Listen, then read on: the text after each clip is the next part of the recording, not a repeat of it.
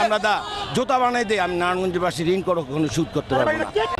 প্রথমত তারেক জিয়ার 31 দফা দাবি আজকের এই দিনে আমরা ঐক্যবদ্ধ হয়ে ওয়াদা করছি যে আমরা বাস্তবায়ন করবই করব।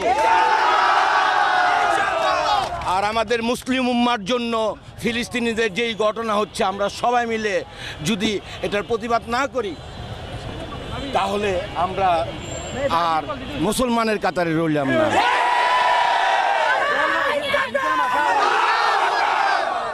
আমার নারায়ণগঞ্জবাসী, আমি যদি আমার নারায়ণগঞ্জবাসী আমার শরীরের চামড়াদা জোতা বানাই দেয়, আমি নারায়ণগঞ্জবাসী ঋণ কখনো শোধ করতে পারবো না। আমরা রাজনৈতিকভাবে যে এই ধরনের হ্যাঁ প্রতিপন্ন হয়েছি শেখ হাসিনা গভর্নমেন্টের দ্বারা, আমাদের নেক্সট জেনারেশন এই ধরনের সম্মুখীন যেন না হয়, এই জন্য আমরা সর্বোচ্চ সব ধরনের ভূমিকা রাখবো। আমি যদি এখানে শুয়ে পড়তে পারতাম তারপরে আমি বলতে পারতাম, হ্যাঁ এই অনুভূতি আমি এখন গিয়ে আমার মার হাতে ভাত খাবো, এটাই আমার সবচেয়ে অনুভূতি।